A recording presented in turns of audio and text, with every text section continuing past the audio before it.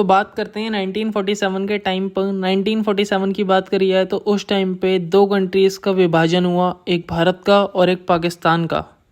उस टाइम पर जब ये दोनों कंट्रीज़ का बंटवारा हो रहा था, एक मेजर मुद्दा बना हुआ था कि किस कंट्री के पास कितना एरिया जाएगा। तो ये जिम्मेदारी दी गई हमारे एक रिस्पॉन्सिबल बॉर्डर कमीशन को जिनका नाम है सर सिरिल रैडक्लिफ।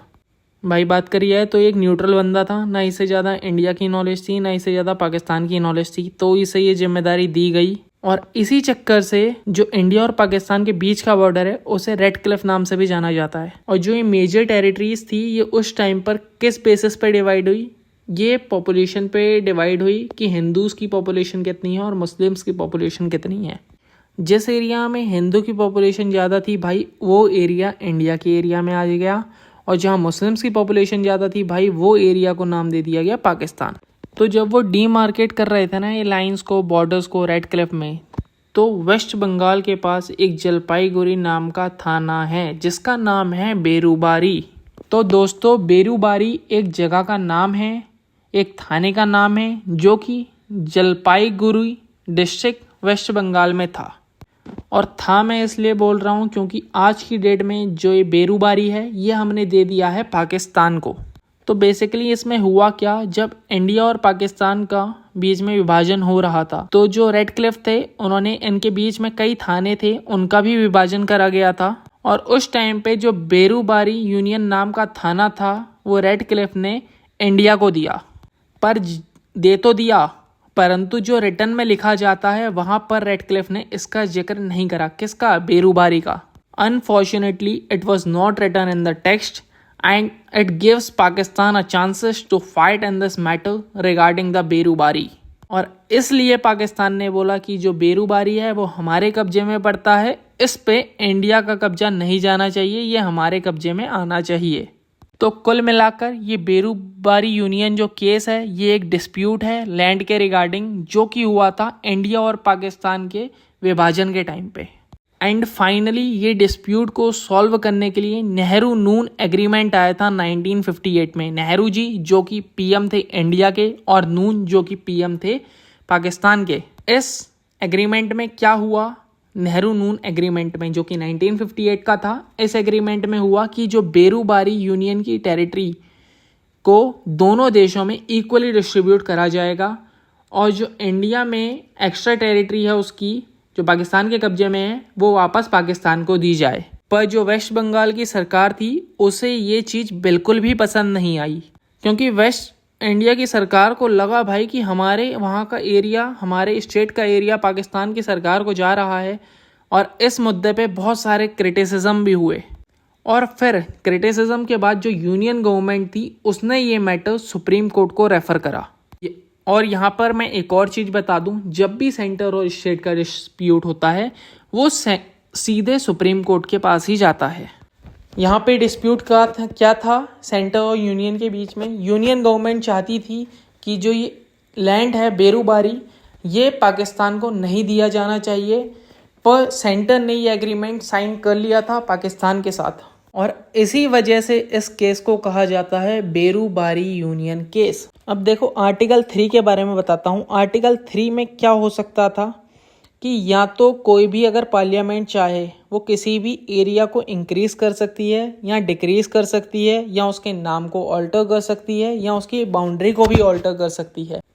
तो यूनियन गवर्नमेंट ने सवाल उठाया कि यहाँ पर डिक्रीज़ का मतलब ये है, क्या पार्लियामेंट किसी भी स्टेट का हिस्सा दूसरे देश को दे सकती है? यहाँ तो यही हुआ ना भाई, बेरूबारी को उठाया और पाकिस्तान को दे दिया सीधे। यही क्वेश्चन गया था सुप्रीम कोर्ट में, क्या कि डिक्रीज़ का मतलब ये है कि पार्लियामेंट जब चाहे किसी भी स्टेट का एरिया उठा के दूसरे फॉरेन कंट्रीज़ को दे सकती है? ये क्वेश्चन गया कि does the power of the parliament to diminish the area of a state includes the power to cede the state to a foreign country? तो ये सवाल गया सुप्रीम कोर्ट पे, और सुप्रीम कोर्ट ने भाई क्लियर कट फैसला दिया कि ऐसा नहीं किया जा सकता है। सुप्रीम कोर्ट ने कहा भाई कि आप आर्टिकल 3 का यूज़ करते हुए एरिया को तो डिक्रीज कर सकते हैं, पर अपने देश की किसी भी टेरिटरी को फॉरेन कंट्रीज़ को नहीं दे सकते हैं। बट हम तो एग्रीमेंट साइन कर चुके थे, नेहरू नून एग्रीमेंट, तो हमें तो किसी ना किसी तरीके से जो एरिया था बेरूबारी का वो पाकिस्तान को देना ही था। तो सुप्रीम कोर्ट ने आंसर दिया, ये आप तभी कर सकते हैं जब आप आर्टिकल 368 में अमेंडमेंट करेंगे।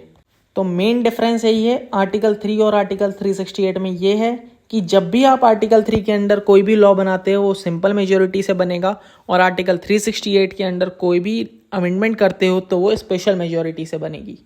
तो सुप्रीम कोर्ट ने एट लास्ट क्लियर कट फैसला दे दिया कि कभी भी अगर पार्लियामेंट को, इंडियन पार्लियामेंट को अपनी टेरिटरी ट्रांसफ़र करनी है, दूसरे स्टेट को देनी है, तो उसके लिए कॉन्स्टिट्यूशन में अमेंडमेंट करना पड़ेगा।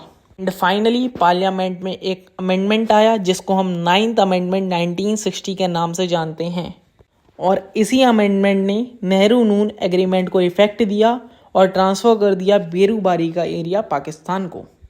तो यहाँ से एक पॉइंट निकलता है, जब बात आती है इंडिया की टेरिटरी को ट्रांसफ़र करने की तो आप कॉन्स्टिट्यूशन में अमेंडमेंट करोगे।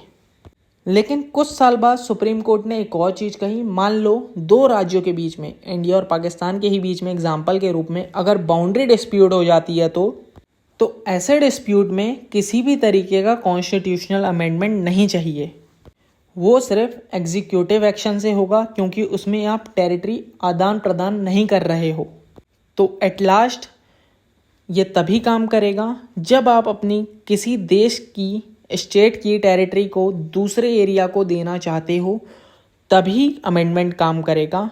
तो यही था overall land marking decision Berubari union case का। अब एक और इफेक्ट पड़ता है बेरूबारी केस का इंडियन प्रीएम्बल पे, उसके बारे में भी बता दूं आपको।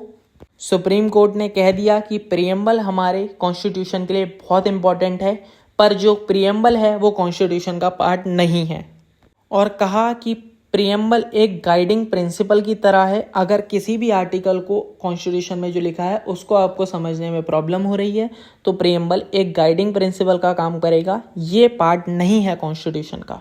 बेरूबारी का एग्जाम्पल आप 2015 में देख सकते थे, जब इंडिया और बांग्लादेश के बीच में टेरिटरी शेयर हुई थी तो 100 कॉन्स्टिट्यूशनल अमेंडमेंट एक्ट लाया गया था, जिसमें इंडिया ने 111 स्टेट्स बांग्लादेश को ट्रांसफ़र करे थे और बांग्लादेश ने 51 एनक्लेव्स इंडिया को ट्रांसफ़र करे थे। तो at last Berubari union case से आपको ये समझ आ गया, जब भी टेरिटरी आपको ट्रांसफ़र करनी है इंडिया की किसी अदर कंट्रीज़ को तो उसके लिए अमेंडमेंट लाना पड़ेगा।